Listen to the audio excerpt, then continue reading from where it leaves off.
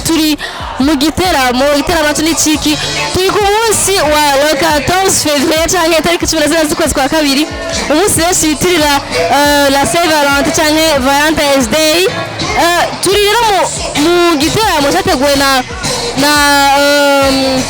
The Fighters Production bateguriye mu Vision Love mu Karuwa Live kuri uyu urabona ko hari abantu benshi byaryoshe ariko reka hari abantu benshi baje bakundana babiri abandi baje umwe katubege tubabaze kubabona umunsi wa Saint Valentin babona gute usiri kuri bo voilà mumurikire muryoherwa n'uyu munsi mu bantu baje guhimbaza umunsi mukuru wakundana harimo dusanze nk'ari umukolege wacu umukolege n'umujournaliste kuri radio RFM iradirimba nitwa Evra bisange Evra makuru yawe ni sawa uherutse kuba kugwawe uyu munsi uzanye n'amadamu ko turutse n'amadamu bite ni sawa amazina yawe kugira abatakuzi nabo bakumenye Toi Akimana Parfaite witwa Akimana Parfaite Evra bisange uyu munsi wa Saint Valentin umunsi wa Saint Valentin usigura kuri yo cyangwa kuri couple yawe nakajya kugeza ko nkwajewe ko amanze kubaka simvuze wewe nkaje maze kubaka nakajya keza ko kuba kumwe n'umugore wanje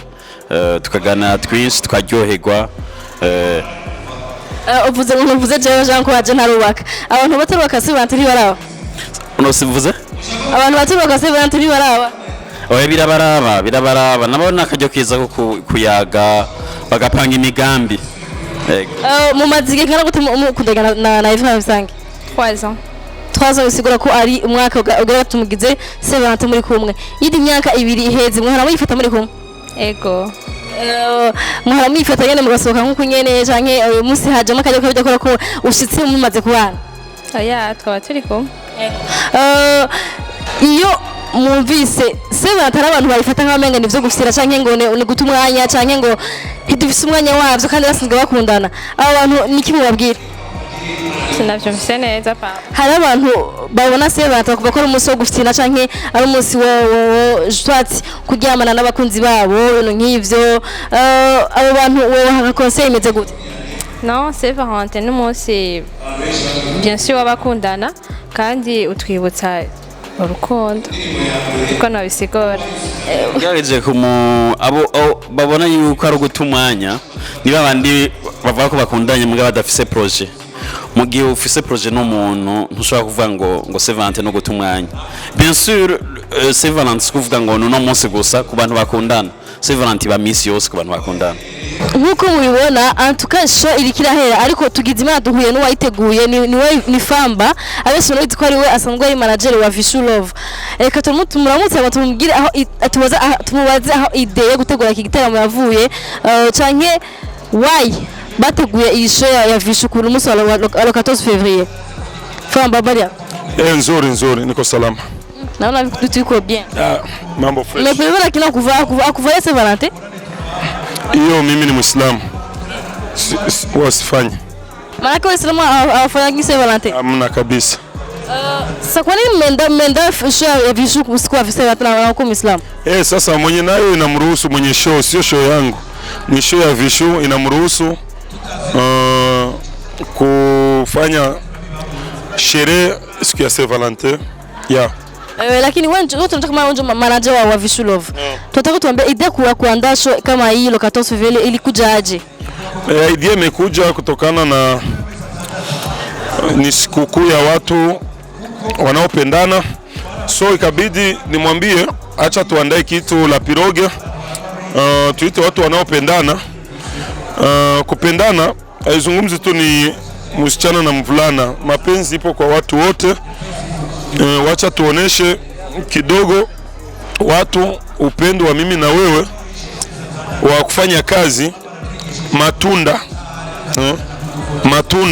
kutokana na watu wanaopendana wanaweza huwa mara nyingi wanatoka wanaenda out sasa tukasema acha tuandalie show iwe open mic Vision azungumze mambo zake hadharani na aoneshe matunda ya kazi sasa ndo tumesema huyu ni muda mwafaka wa kogota watu haraka na unaona watu wamekuja Na kwa nini mmechagua show ikuwe hapa kwa La Pirogue? La Pirogue ni sehemu tumekuwa tunaandaa mashow zamani hapa. Tumepiga show nyingi sana hapa. Nikifika hapa huwa nakuwa na kumbukumbu nyingi sana. Nimepiga show nyingi sana hapa na ni fasi classic, wewe mwenyewe unaona show ya VIP inastahili kabisa hapa La Pirogue. Ni kiwanja kizuri. Na show unaiona aje? Kwa sababu leo kuna mashow mengi, sijui kwa Kigingi, sijui kwa Fizo, lakini leo watu wamekuja hapa. Unaiona aje? Visho anafanya kazi, The Fighter inafanya kazi. So siku hizi tukiandaa kitu watu wanakuja kwa wingi kwa sababu hii ni The Fighter. Tumetoka mbali. Hii ni game. Watu wanajua The Fighter uwagi na waangusha. Ikiandaa kitu kinakuwa kiko perfect. Na surprise ya leo, nadhani watosha iona mmeletea gari Vishu. Na ukasema kama ndio imetoka matunda yake, kazi yake. Ni ukweli natumika kutoka kazi yake? Vishu ni mfanyakazi. Vishu sio mtu wa showbiz wa kuongea.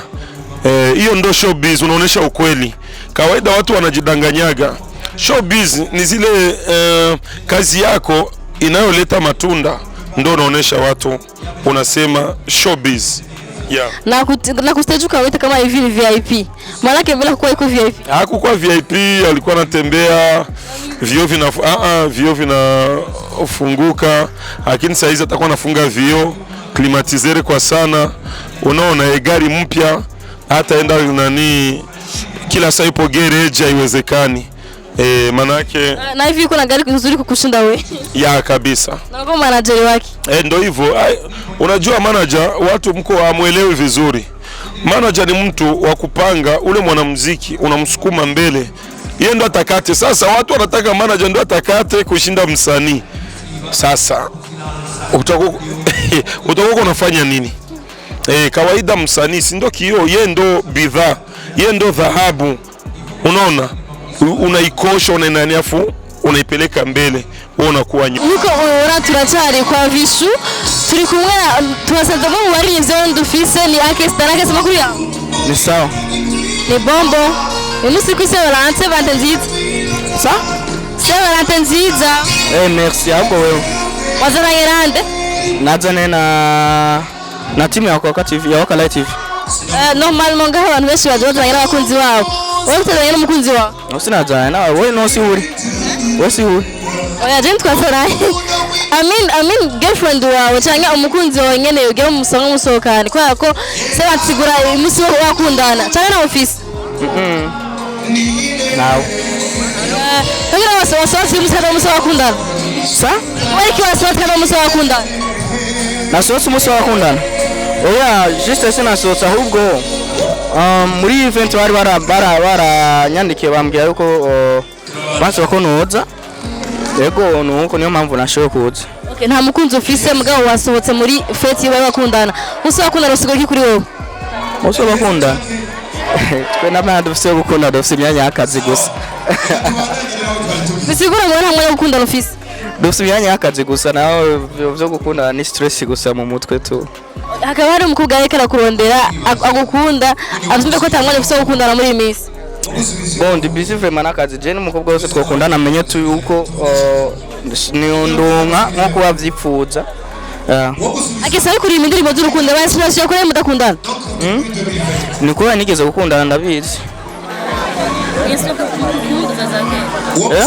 Yes, pia kumundu zake. Oya, nivyo abantu babayemwe turabibona tu.